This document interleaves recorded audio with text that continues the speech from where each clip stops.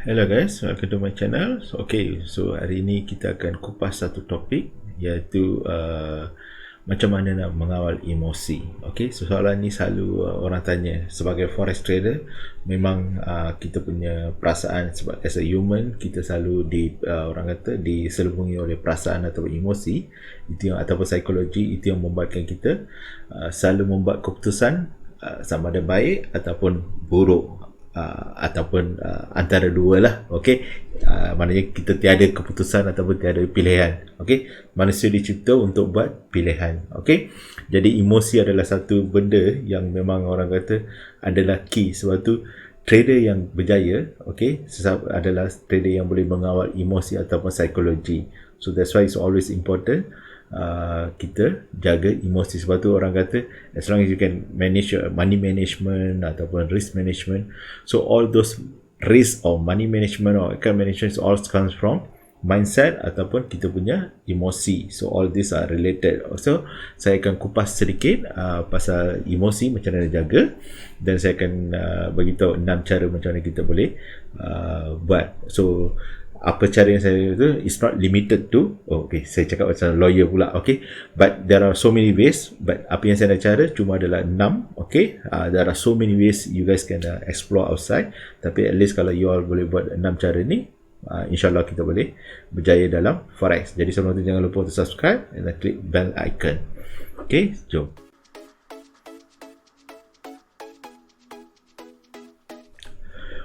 So ini adalah topik kita.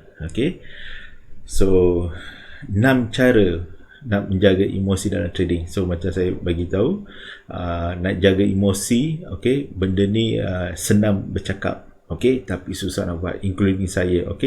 Apa yang saya share adalah sebagai peringatan untuk diri saya dan juga untuk semua orang di sana. Sebab saya bila saya mula start mengajar, saya dapat ataupun saya trade dengan pengalaman saya dapati nak mengawal emosi masa trading, especially kita profit, lagi-lagi masa kita tengah floating merah. Memang yang hancurkan akaun kita ataupun stop port, MC, apa semua tu adalah kita tak dapat nak kawal emosi. Kenapa ramai traders gagal? So based on statistik, kita tahu 90% ataupun 85% traders, especially retail traders, gagal. Dia gagal sebab selalunya number one reason, ataupun orang kata tak boleh nak kawal emosi. Tapi emosi tu ada satu perkataan yang agak luas ataupun generic. So kat sini saya bagi tahu pick 6. Macam saya kata, there are so many reasons ataupun subsection of the reasons apa semua tu. Those are so these 6 reasons are not limited to, but this is orang kata saya boleh kupas lah. Number one, kita tak ada disiplin ataupun SOP dalam trading. So saya akan kupas in detail apa semua tu. Just go through the top line first. Kedua, kita tak ada trading plan. So ini rasanya kebanyakan trader kita biasa buat lah. And then third, kita ketagih. Siapa yang dah biasa trade ni, kita boleh kata sebab tu there's a thin line between trading and gambling. So ada orang kata kalau you overtrade, it's almost like macam judi ataupun kita overtrade, which is true. Siapa yang terasa tu mungkin tahulah apa maksud sebenarnya. And then keempat, kita tak belajar daripada kesilapan. So sebagai trader, that's why selalunya trader mungkin dia akan trade 3-6 bulan. Once dia rasa macam it's not for him, dia akan quit.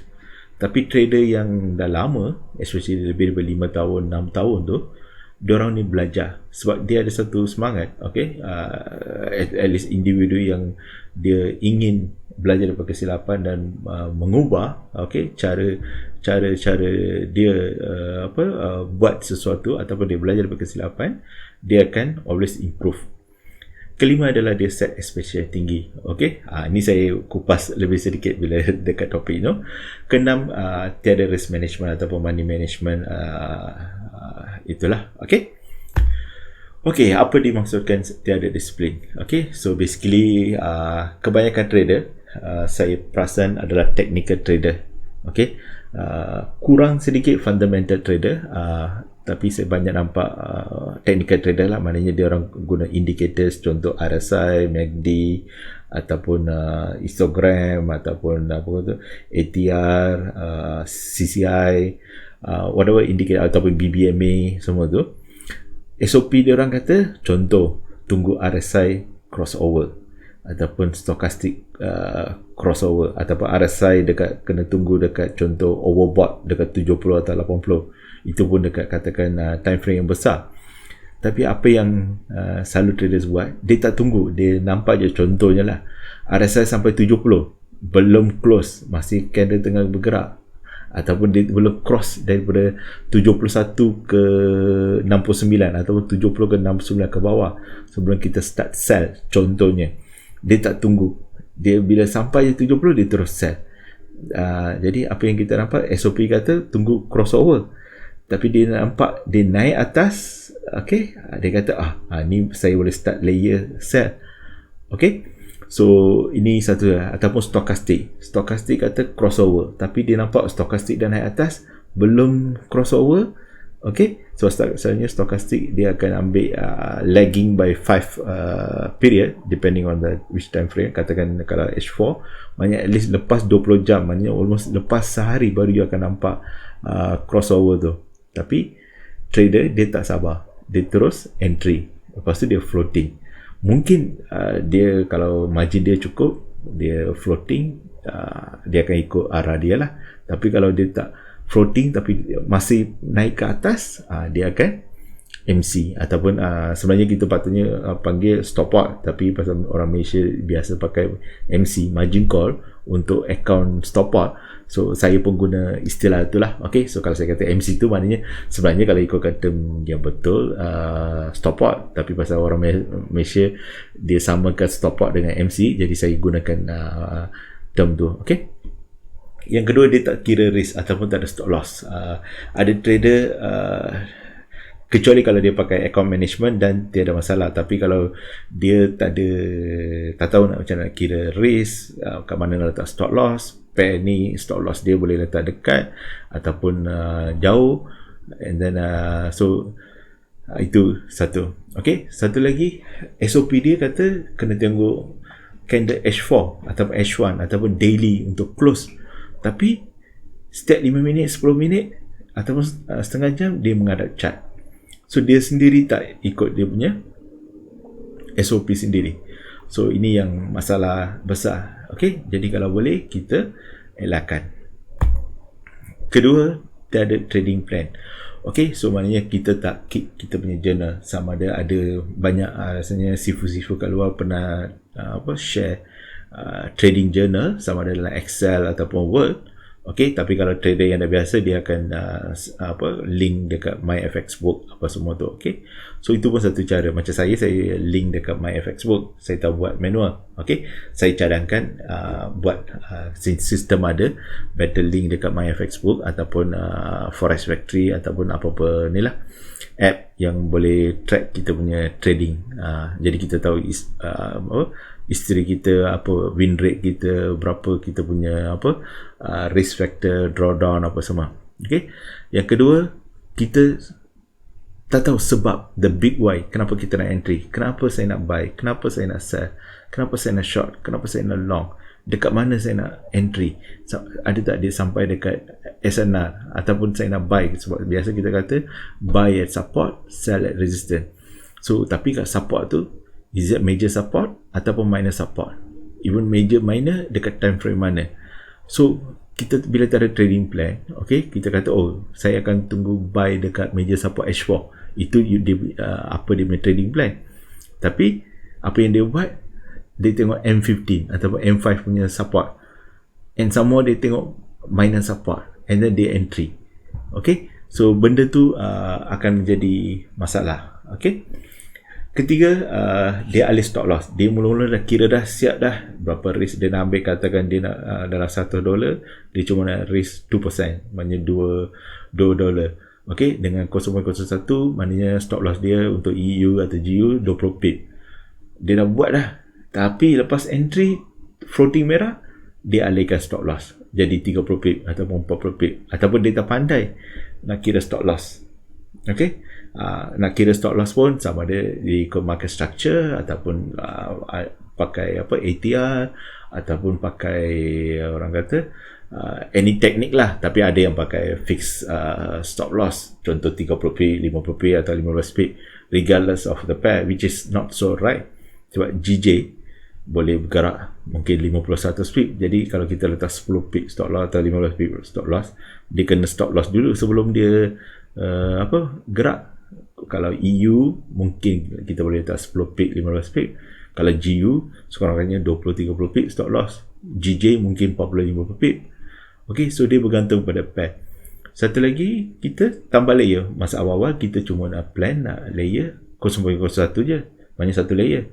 Tapi bila floating merah, tambah ataupun martingale, kita tambah lot size 0.02, lepas tu kita tambah 0.04.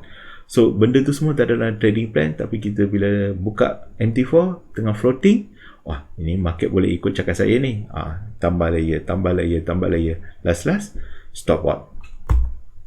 Okey, yang ketiga, ini adalah macam nak kata penyakit pun ya, ataupun tidak. Okey, tapi saya mahu untuk macam penyakit lah, addicted to trading. Dia macam ketagihan. Siapa yang dah trade forex ni, kadang-kadang dia sambil drive, dia buka chart. Dia masuk bilik air, toilet, buka chart. Sambil makan, dia buka chart. Sambil dia borak dengan member, dia buka chart. Dia lepak dekat kedai mamak, buka chart. Okey, so dia jadi macam satu ketikan. Maknanya dia masa awal-awal dia kata dia nak buka chart mungkin sehari sekali, tapi last dia buka chart. Okey, malam-malam pun dia buka chart. Okey, sambil tidur tu pukul 2-3 pagi tiba-tiba terbangun tengok chart, ataupun pukul 5-6 pagi nak bangun subuh tengok chart sebelum sembahyang apa semua tu. Okey, so dia menjadi satu ketikan. Maknanya sebelum breakfast, sebelum lunch, tengok chart dulu baru makan. Sampai ke tahap itulah, itu kurang baik. Okay, lepas tu buka chart terus entry. Ini satu lagi penyakit lah, maknanya itu ketagihan lah. Maknanya tak ada setup pun. Kalau SOP kata kita tunggu sampai crossover, ataupun tunggu sampai support ataupun resistance, ataupun tunggu ada orang kata clear confirmation, baru kita entry. Tapi ini buka chart je, ini macam confirm boleh ikut saya ni, terus entry. Okay, yang ketiga sama macam tadi, kita tambah layer sebab kita overconfident. Okay, overconfident boleh juga dikatakan semacam ketagihan sebab kita rasa kita betul. Okay, market tak pernah salah, kita je betul. Okay, jadi kita akan tambah layer sebab kita overconfident. Lepas tu kalau SOP kita kata kita trade ikut candle 4 jam atau 1 jam untuk analisa, tapi kita buka setiap 5 minit, 10 minit. Itu tanda-tanda kita orang kata dah ketagih. Ataupun masa tidur pun mimpi chart. Ataupun bangun-bangun setiap 2-3 jam kita teringat chart. Ataupun masa tidur tu kita tak tenang. Itu semua tanda-tanda kita sama ada kita terjaga risk management ataupun kita dah ketagih. Okay, dengan trading ni. So benda tu semua bagi saya satu penyakit lah. Okay, yang kelima, ini kalau boleh saya cadangkan lah, sebab kebanyakan trader saya tahu dia akan analisa dalam MT4 and then entry pun dekat MT4, especially dengan mobile phone sekarang ni, semua boleh buat analisa dalam MT4 dengan entry terus dekat handphone. Tapi ataupun siapa yang ada laptop, dia terus buka. Tapi kalau boleh saya cadangkan untuk elakkan benda tu, buat analisa dekat TradingView ataupun dekat MyFXBook ataupun investing.com, somewhere else.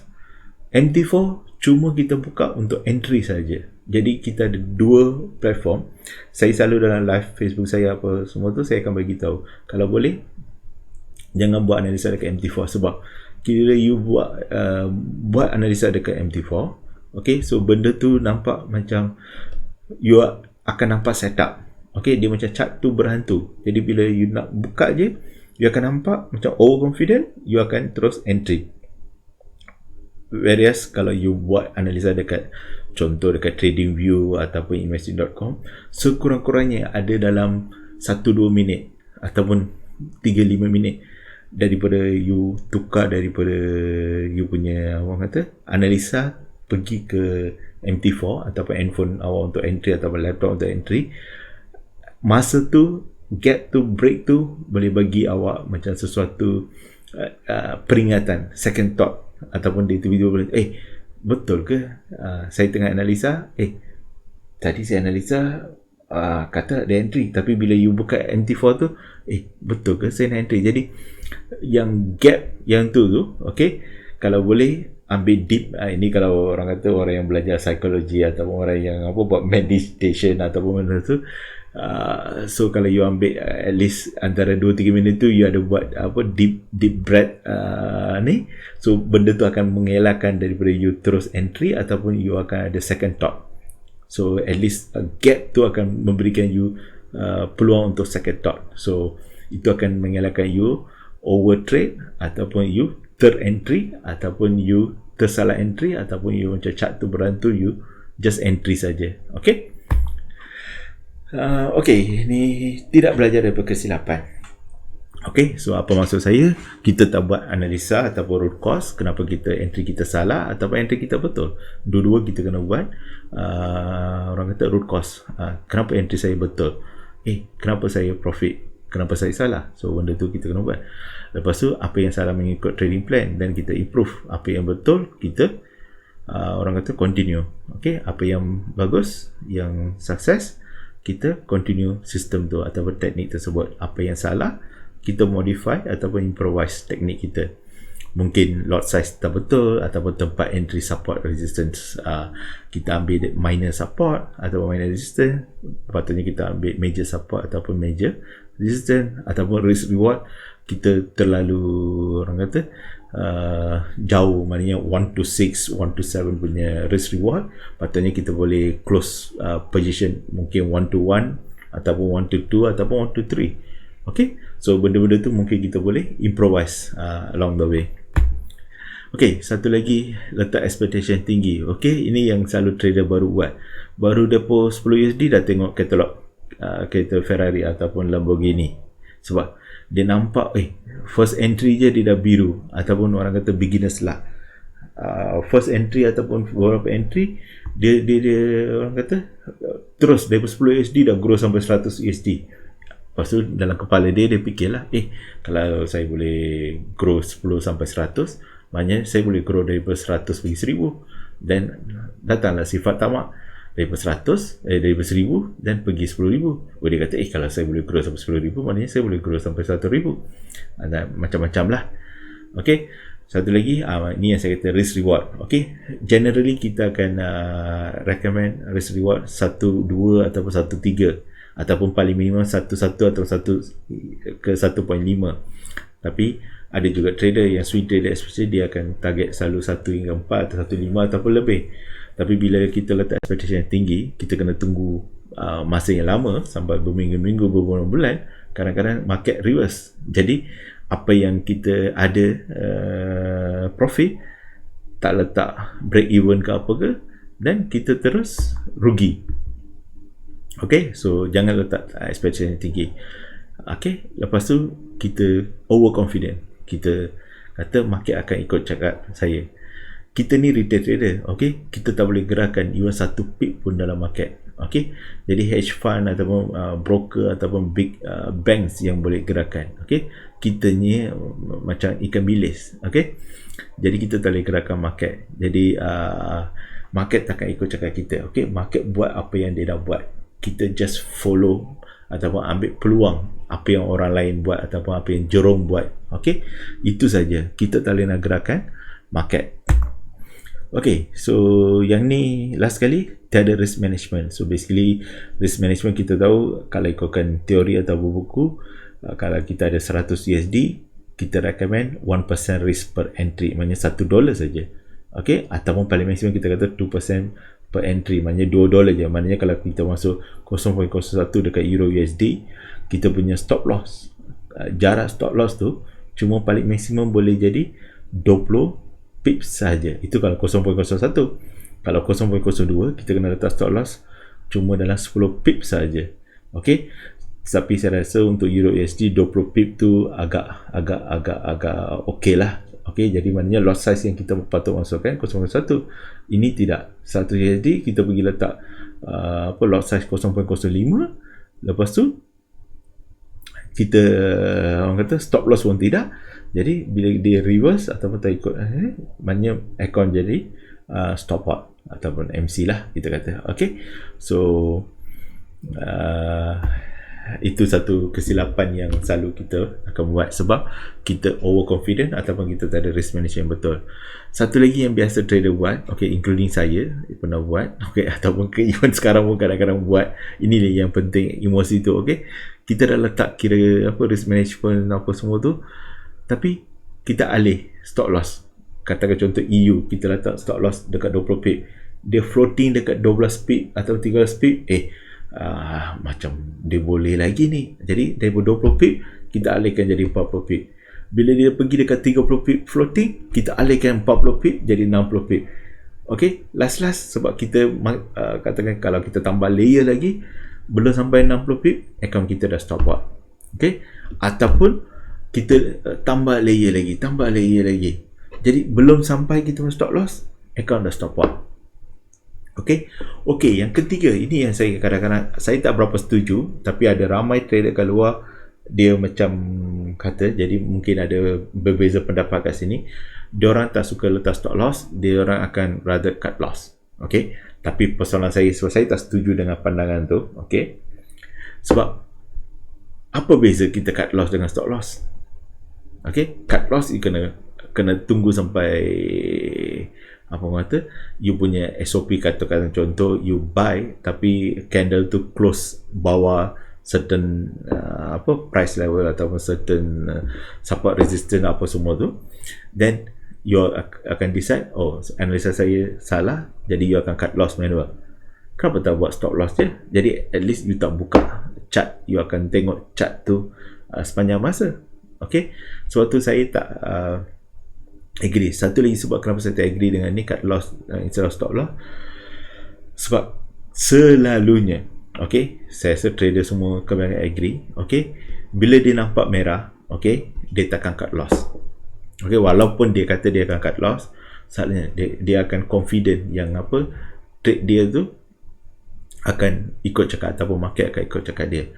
Sebab tak ada trader ataupun sebagai manusia, kita tak nak loss. Okay, kita selalu akan kata saya akan buat, itu adalah lumrah orang kata naluri manusia. Okay, kita tak nak loss, jadi kita akan pegang pada prinsip kita ataupun pegang pada angan kita ataupun teknik harapan kita yang kita ada betul, market yang salah. Jadi walaupun tengah floating merah, dia takkan cut loss. Sebab tu saya tak berapa agree cut loss instead of stop loss. Kalau kita tahu katakan market tak ikut analisa kita ada market structure yang invalidate kita punya analisa, then just letak stop loss.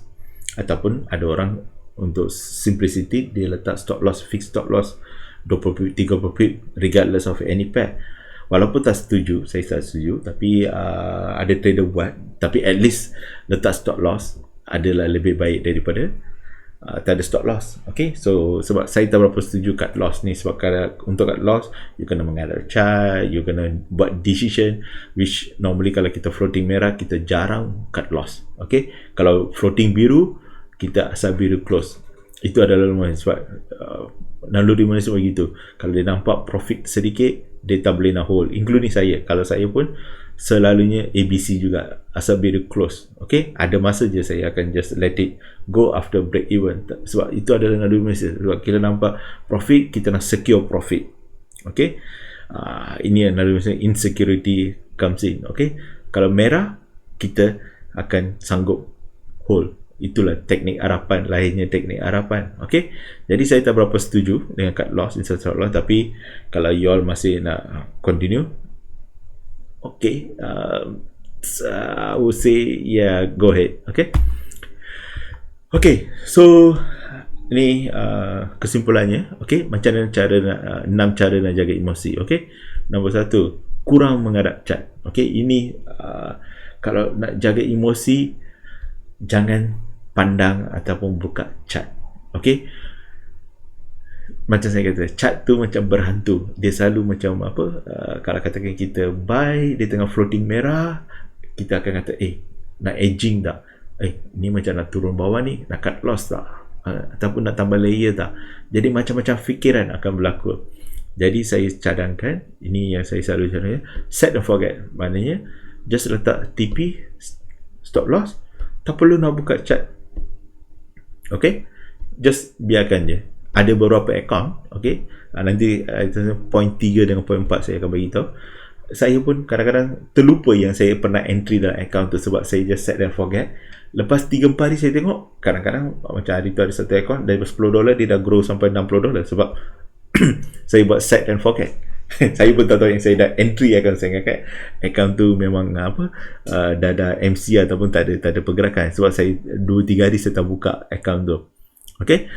Yang kedua, buat analisa kalau boleh daily H4 ke atas, maknanya more towards swing trader lah. Okay, kurangkan buat analisa dalam time frame yang kecil. Okay, buat beberapa account. Okay, ini yang saya kata, mungkin satu account untuk scalping, satu account untuk intraday, satu account untuk swing. Jadi kalau yang swing account tu, just buat set and forget, dan biarkan, jangan buka. Kalau ada yang kata worst case ataupun extreme case, dia kata uninstall MT4. Okay, tapi tak adalah saya recommend sampai ke situ. So maksudnya ada beberapa account you mungkin akan tengok mungkin beberapa jam, bergantung. Kalau scalping mungkin you akan tengok 1 jam 2 jam sekali macam tu. Kalau intraday mungkin you akan tengok 6 jam ataupun 10 jam sekali.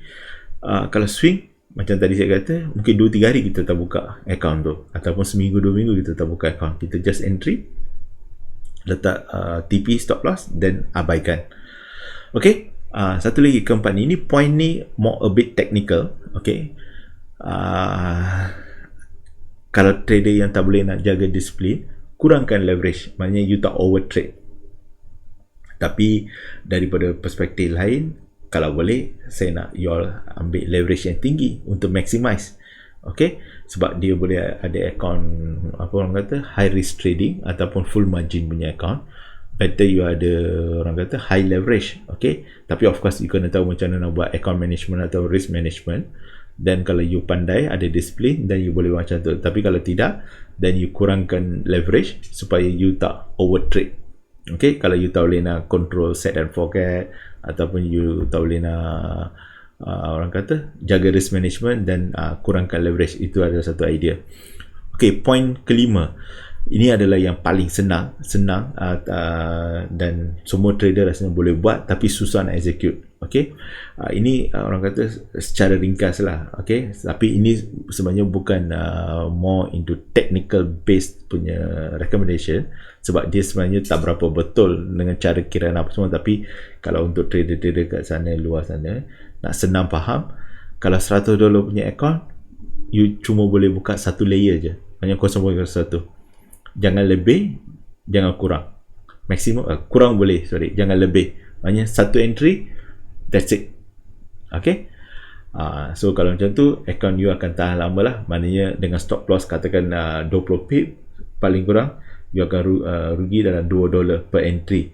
So you perlukan 49 entry, ataupun nak senang cerita, dekat 50 entry, baru you akan boleh stop out account you. Okay, kalau you ada bonus ke apa ke, mungkin you boleh lebih daripada 50 entry, you boleh buat. Okay, itu secara kasar lah. Okay, jadi just fix maximum. Tapi of course lah, kalau you buat macam tu, trader dia orang kata tak sanggup tengok account dia, apa orang kata, tak gerak-gerak profit. Jadi dia kata bila nak kaya. Okay, jadi itu masalahnya. Sebab tu kalau nak kawal emosi, ini adalah satu cara. Okay, satu lagi, kalau boleh pergi ke time frame yang besar, maknanya you jadi swing trader ataupun intraday ke atas lah basically. Okay, sebab kalau scalping ni dia high risk. Okay, you akan menghadap chart, you akan tambah layer, you akan overconfident. Kalau swing trader, sekali dia entry, dia biar 2-3 minggu. Okay, dia tak menghadap chart, dan emosi dia terkawal. Okay, itu yang, tapi benda ni senang disebut tapi susah nak execute. Okay, siapa yang pernah jadi trader dia tahu. Sebab tu saya kata ketagihan ataupun overconfidence, benda-benda emosi tu dia akan ganggu. Okay, tapi kalau nak jaga, then this is how you orang kata practice. once you practice, then they become macam drum beat, then you'll just follow. Okay. Yang keenam, kalau boleh kurangkan technical analysis, pergi kepada more for fundamental analysis. Maknanya you banyak membaca, banyak ikut sentiment news, banyak ikut analisa orang, banyak, jadi you kurang menghadap chart. Okay. Jadi you bila buat banyak analisa apa semua tu, jadi benda tu akan indirectly akan force you untuk jangan menghadap chart, jangan selalu entry. Okay. Then indirectly you akan move from scalping trader scalpers ke swing traders. Then you boleh kawal. That's why normally swing traders, emosi dia orang boleh kawal sebab dia boleh hold profit lama.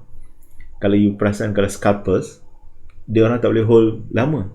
Macam saya pun, saya more into scalper dengan intraday, sebab tu saya tak boleh, orang kata tak boleh hold lama. Tapi sebab itu adalah nature ataupun jiwa saya, sebab saya more into small time frame. Tapi trader-trader yang baru, kalau boleh pergi dekat time frame yang besar, sebab kebanyakan orang, okay, saya percaya dia orang boleh jaga emosi kalau diberi peringatan selalulah.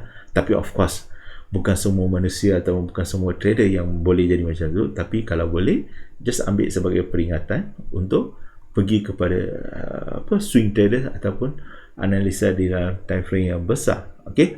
Tapi kalau jiwa tu macam scalper ataupun macam intraday, dan kita tak boleh apa, sebab itu adalah nature orang tu. Okay. Kita pun tak boleh force sangat, kita cuma boleh bagi peringatan untuk itu. Macam saya, orang force saya pun, macam mana pun saya still tak boleh nak jadi swing trader. Okay. Saya cuma boleh scalping, tapi more towards intraday. Itu saya cuba. Dulu saya scalping terlalu teruk. Okay. Jadi bila saya dah pergi ke intraday sedikit, saya nampak improvement lah. Tapi saya still tak boleh pergi swing. Tapi trader dekat luar sana, kalau boleh buat daripada intraday ke swing. Okay. Itu saya punya ni lah pandangan. Okay. So kalau boleh banyakkan mencari ilmu di luar sana, cari analisa orang lain, buat banyak fundamental instead of technical.